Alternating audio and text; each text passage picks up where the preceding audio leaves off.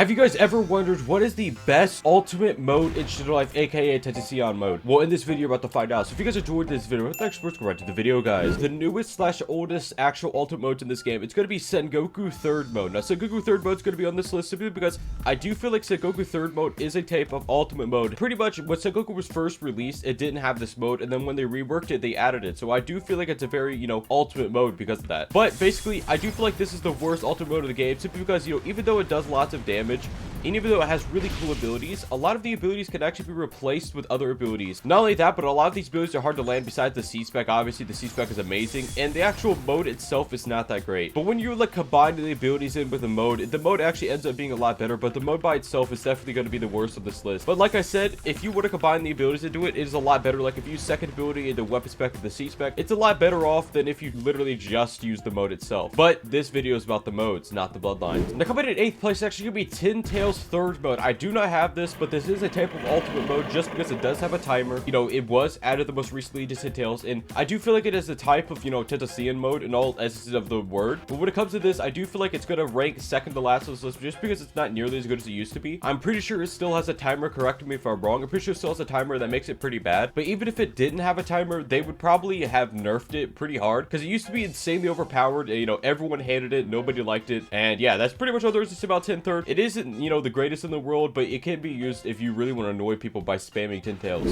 So coming in 7th place is going to be Narumaki's second mode. Yes, you heard that correctly, Narumaki's second mode. Now, Narumaki's second mode still has a timer on it, hence why it's this low on the list. I do feel like the timer definitely inhibits how good the mode is, especially with all of the new modes in this game. I feel like with all of the new stuff in this game, they should definitely remove the timer from it because they actually remove the timer from all the stuff that's very similar to it. But the actual mode itself is extremely good. So that's why, it's a shame that they actually have a timer. They actually have a timer attached to it because I feel like without the timer, it would actually be pretty good. I'm actually stuck in this ground right here, so that's cool.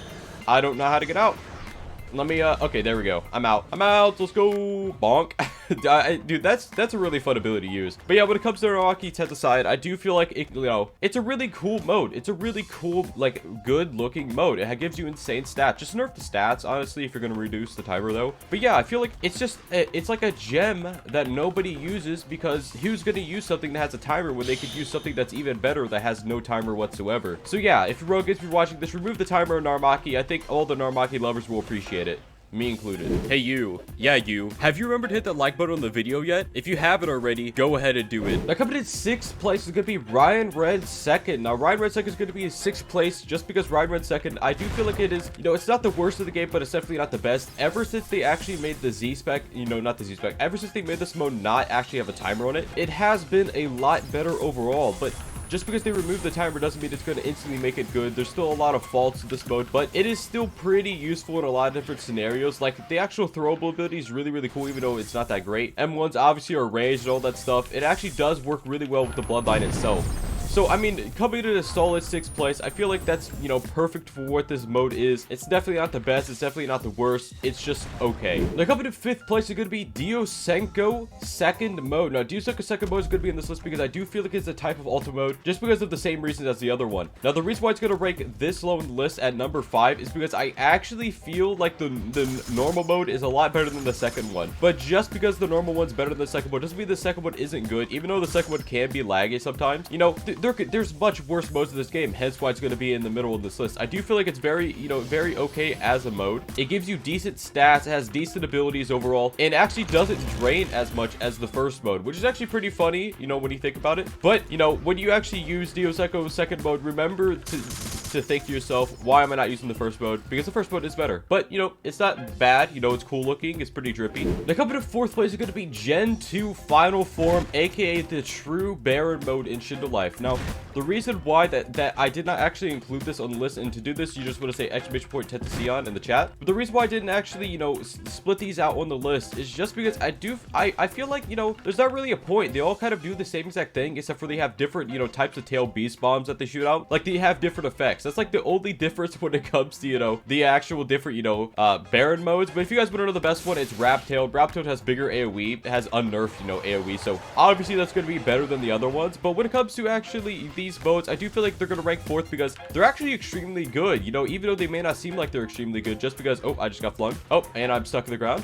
All right, you know, this is the video of getting stuck in the ground apparently. But I just feel like it's really fun as well. But yeah, obviously you guys know how good the actual Baron modes are. I don't really need to say it why. The people don't actually use these just because they're really boring to use, but even though they're boring doesn't mean they're not good. Coming to 3rd place is going to be Ryuji Kenichi low HP mode. I'm going to be including this because it is a type of ultimate mode. Now I'm going to go ahead and let him kill me so I can actually use the mode.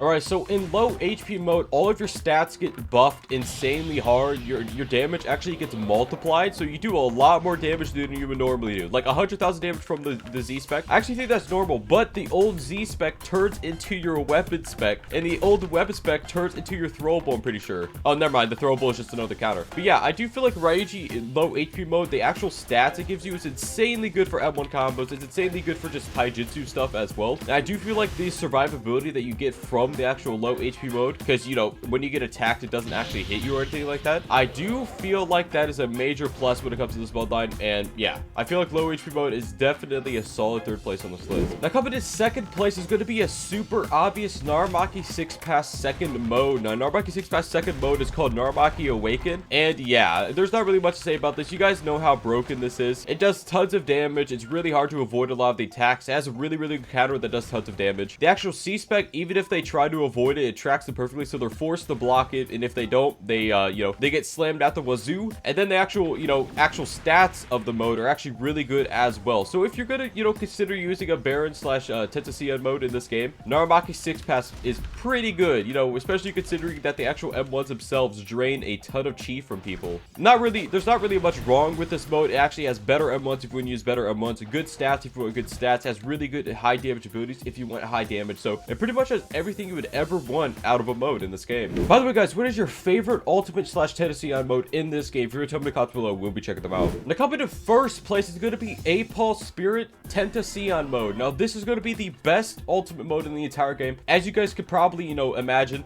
it has, you know, a really good block breaker. It has insane damage output. It has really good stats. It has really good M1s. It has, you know, everything you would ever need out of a mode. And I mean that in all meanings of the word, everything you would need. It has a block breaker that is unavoidable unless you use an auto dodge. It has really high damage output that is almost unavoidable. It has insanely high stats. So yeah, Apol Spirit pretty much has everything you ever want. Not to mention that it also is super drippy. You could, you know, you have buffed M1s that can hit, you know, as far as full samurai spirits. So it's just like, the mode itself is extremely overpowered. I do feel like they're gonna make all of the Gen 3s this way, which, you know, some people love it, some people hate it. I definitely heard the people that hate it. So, you know, some people really don't like that they're gonna be introducing these super broken things to the game. But me personally, I actually think it's fine as long as they all, you know, counterbalance each other out, because eventually everyone will have a Gen 3. So that, I feel like that's what they're trying to get at. Like, everyone will have a Gen 3. Everyone gets to pick their favorite. So I feel like that's a really cool thing they're doing right now. I do feel like, you know, the mode itself is insanely broken, insanely overpowered, hence why it's going to be in 1st place on this list. Anyways, guys, that's it for this video. If you guys enjoyed this video, let's what's up, guys.